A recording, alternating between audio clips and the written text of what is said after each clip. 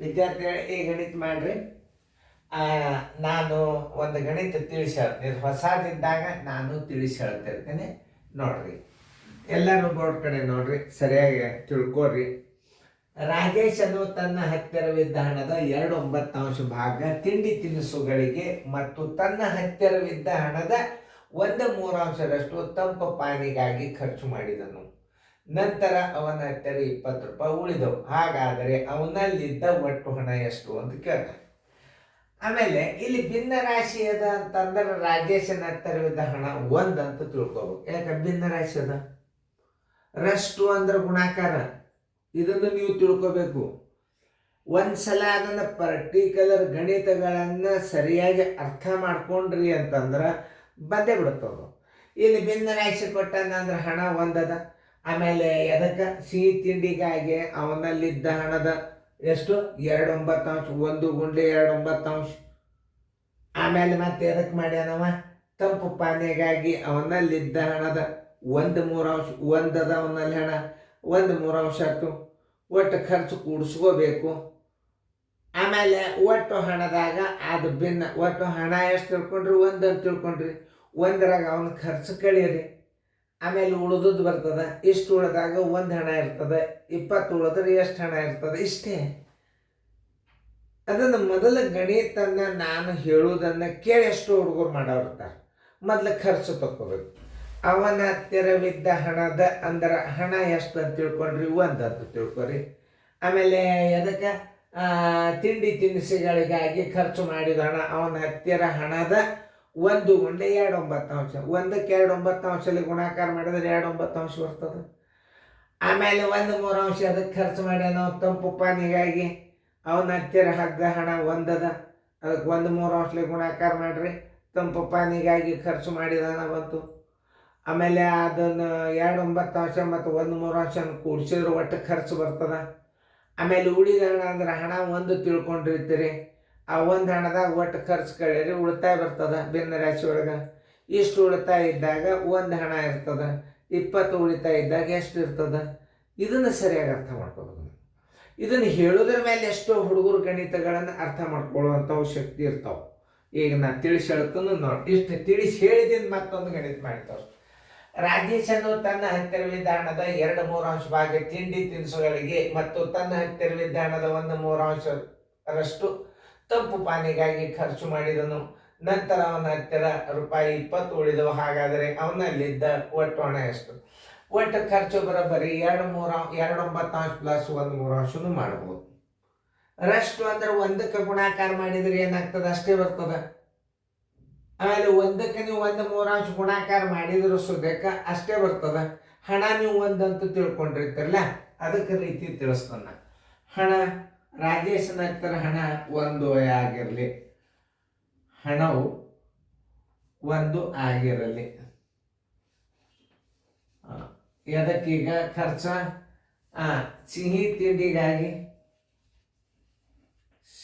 ತಿಂಡಿಗಾಗಿ ಖರ್ಚು ಮಾಡಿದ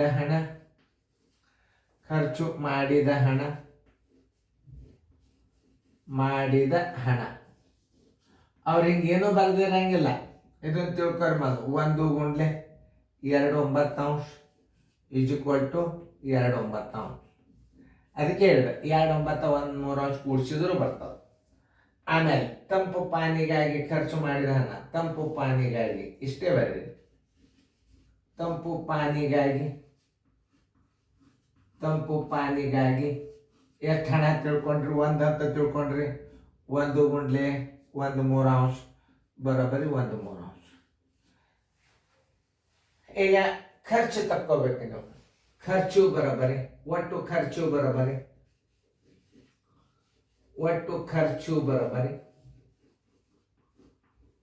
ಖರ್ಚು ಬರೋಬ್ಬರಿ 2/9 ಪ್ಲಸ್ 1/3 ಲಸ ಎಷ್ಟು ಬರ್ತದ? 9 ಬರ್ತದ. ಯಾಕಂದ್ರೆ 3 ಮಗ್ಗೆ 9 ಹೋಗ್ತದೆ. 9 ದೊಡ್ಡದ. 9 1 3 3 2 1 2 ಪ್ಲಸ್ 3 1 3 ಎಷ್ಟಾಯ್ತು? 5/9 ಖರ್ಚು ಮಾಡಿದ. ನೋಡಿ ಖರ್ಚು ಎಷ್ಟು ಬಂತು? 5/9 ಬಂತು. ಇನ್ನು ಉಳಿದ ಹಣ ತಕ್ಕೋಬೇಕು. ಹೆಂಗೆ ಉಳಿದ ಹಣ ತಕ್ಕೋಬೇಕಂದ್ರೆ ನೀವು ಹಣ ಎಷ್ಟು ಅಂತ ತಿಳ್ಕೊಂಡ್ರಿ, 1 ಅಂತ ತಿಳ್ಕೊಂಡ್ರಿ, ಓಕೆ. ಉಳಿದ ಹಣ ಬರೋಬ್ಬರಿ ಒಂದನೇ ಒಂದು ಮೈನಸ್ ಎಷ್ಟಾಗ್ಯದ? 5/9 ಖರ್ಚಾಗ್ಯದ, ಬರೋಬ್ಬರಿ 9/9. ಒಂದನೇ ಒಂದು ಬಂತಂದ್ರೆ ಛೇದ ಎಷ್ಟಿರ್ತದೆ ಅಷ್ಟೇ ಕಳಿಬೇಕು, ಅದೊಂದು ನೆನ್ಪಿಟ್ಕೊಂಡು ನಾವು. 5/9, 9 5 ಆದರೆ 4/9 ಉಳಿತಾಯ ಬಂತು. ಉಳಿದ ಹಣ ತಿಳಿತಿಲ್ಲ? 4/9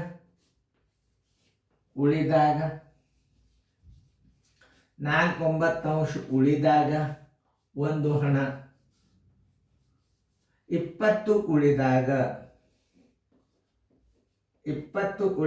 ಎಷ್ಟು ಹಣ ಇರ್ತವೆ? 20 ಕೊಂಡ್ಲೆ 1 ಸರ್ವಾಸವಾಗಲೇ ಇದು ಗುಣಕವಿಲೋಮ ಆಗ್ತದೆ. ಮ್ಯಾಲೆ 9 ಆಗ್ತದೆ, ತಳಗ 4 ಆಗ್ತದೆ, ಬರೋಬರಿ. 4 1 4 5 ಅವನ ಹತ್ತಿರ ಬಿದ್ದ ಹಣ ಎಷ್ಟು? 45 ರೂಪಾಯಿ. ಆನ್ಸರ್ ಇಸ್ ಈಕ್ವಲ್ ಟು 45 ರೂಪಾಯಿ. ನೋಡಿ, ನಿಮಗೆ ಸರಿಯಾಗಿ ಅರ್ಥ ಆಗ್ಯದ ಅಂತ ತಿಳ್ಕೊಂಡು ಮತ್ತೊಂದ್ಸಲ ರಿಪೀಟ್ ಮಾಡಿ ನಿಮಗೆ ನಾ ಮಾದರಿ ಹಾಕ್ತೇನೆ ನಾನು. ಈಗ ಇಷ್ಟಕ್ಕೇನ ಬಿಡೋದಿಲ್ಲ. ಅವು ಗಣಿತಗಳು ಒಂದೇ ಒಂದು ಗಣಿತ ಹೇಳಿಬಿಟ್ರೆ ನಿಮಗೆ ತಿಳಿಯಂಗಿಲ್ಲ. ನೀವು ಸರಿಯಾಗಿ ತಿಳ್ಕೊಂಡ್ರಿಯೋ ಇಲ್ಲೋ ಅದನ್ನು ನಿಮ್ಮನ್ನು ಶಾಣೆ ಮಾಡೋ ತನಕ ಬಿಡೋದು. ಆಮೇಲೆ ಒಂದೇ ಲೆಕ್ಕ ತಿಳಿಸಿ ಹೋಗ್ಬಿಟ್ರೆ ಏನು ಉಪಯೋಗ ಅದ ಹೇಳ್ರಿ ನೋಡು. ವರ್ಷ ತನಕ ಕಲಿಸಿದ್ರೆ ಲೆಕ್ಕ ತಿಳಿಯಂಗಿಲ್ಲ ನಿಮ್ಗೆ, ಒಂದೊಂದೇ ಹೇಳಿದ್ರೆ. ಇದನ್ನೊಂದು ನಿಮಗೆ ಬರೋ ತನಕ ಒಂದು 4-5 ಮಾದರಿ, 3ರಿಂದ 4, 4ರಿಂದ 5 ಮಾದರಿ ನೀವು ಹಾಕಿದ್ರಿ ಅಂತಂದ್ರೆ ನಿಮ್ಗೆ ಗಣಿತ ಈಜಿ ಬಂದು ಬಿಡ್ತಾವ. ನೋಡ್ರಿ ಸರಳದ. ನೋಡ ಇಲ್ಲಿ ನಾ ಇನ್ನೊಂದ್ಸಲ ಹಣ 1 ಆಗಿರಲಿ. ಸಿಹಿ ತಿಂಡಿಗಾಗಿ ಖರ್ಚು ಮಾಡಿದ ಹಣ 1ನೇ 1 2ನೇ 9. 2/9 ಪ್ಲಸ್ 5/9 ನೀವು ಕೂಡಿಸ್ಬೋದು, ಒಮ್ಮೆ ಡೈರೆಕ್ಟೂ ಕೂಡಿಸ್ಬೋದು. ಅದರ ರೀತಿ ಒಂದಿರ್ತದೆ.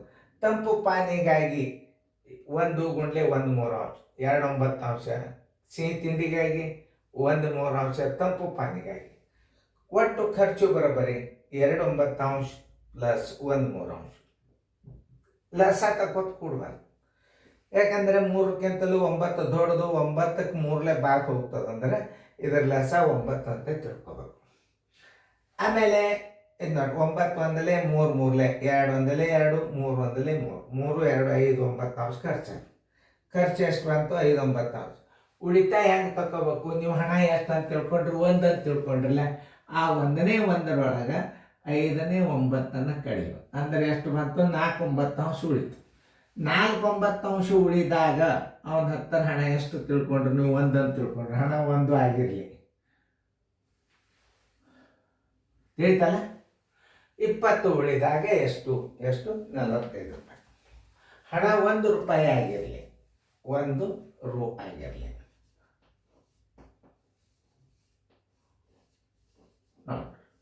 ಇನ್ನು ಮುಂದಿನ ಸಲ ನೀವು ಅವನ ಹತ್ತಿರವಿದ್ದ ಹಣದ ಪ್ರಶ್ನೆ ಮೀನಿಂಗ್ ಮಾಡ್ಕೋಬೇಕ. ಅವನ ಹತ್ತಿರವಿದ್ದ ಹಣದ 2/3 ಅಂಶ 1/3 ಅಂಶ ನೀವು ಡೈರೆಕ್ಟಾಗಿ ಒಟ್ಟು ಖರ್ಚುನು ಕೂಡಿಸ್ಕೋಬಹುದು. ಆಮೇಲೆ ನಿಮಗೆ ನಾ ಹಿಂಗೆ ಯಾಕೆ ಕಲಿಸಿದಂದ್ರೆ ಅವನ ಹಣ ಒಟ್ಟು ಅವನಲ್ಲಿದ್ದ ಹಣ ಎಷ್ಟು ನೋಡಿ, ಅಲ್ಲಿ ಬಂದದ್ದು ನೋಡಿ 45, ಇಲ್ಲಿ 1. ಇದು 1 ಹಚ್ಚಿದ್ರೆ ಏನಾಗ್ತದ? ಅವನಲ್ಲಿದ್ದು ಒಟ್ಟು ಹಣ ಬರ್ತದೆ. ಅದನ್ನ ನೆನ್ಪಿಟ್ಕೋಬೇಕು ನೀವು. ಇದನ್ನು ಒಂದು ಸಲ ನೀವು 2-3 ಸಲ ನೀವು ವಿಡಿಯೋಗಳು ನೋಡಿಬಿಡ್ರಿ, ನೀವು ಕುಣಿದಾಡ್ಕೋತ ಗಣಿತಗಳನ್ನು ಕಲಿತೀರಿ. ಆಮೇಲೆ ಒಂದೊಂದೇ ಗಣಿತಗಳನ್ನು ನಾವು ತಿಳಿಸೋದ್ರಿಂದ ಏನಾಗ್ತದೆ? ತಿಳಿಸ್ಯಾರಪ್ಪ ಅನ್ನಂಗೆ ಆಗ್ತದೆ. ಈಗ ನೀವು ಸರಿಯಾಗಿ ಇದನ್ನು ತಿಳ್ಕೊಂಡ್ರಿ ಇಲ್ಲೋ, ಪಾಲಕರು ಚೆಕ್ ಮಾಡ್ತಾರೆ, ನಿಮಗೆ ಸರ್ಗಳು ಚೆಕ್ ಮಾಡ್ತಾರೆ. ಮುಂದಿನ ಒಂದು ಗಣಿತ ಆಗ್ತದೆ ಮಾಡ್ರಿ ನೀವು. ಅದಕ್ಕೆ ನೀವು ಮಾಡಬೇಕಾಗ್ತದಂದ್ರೆ ನೀವು ನಾನು ತಿಳಿಸುವಾಗ ಲಕ್ಷ ಕೊಟ್ಟ ಗಣಿತಗಳನ್ನು ನೋಡಬೇಕು. ನೋಡ್ರಿ ಮುಂದಿನ ಗಣಿತ ನೀವು ಮಾಡಿ.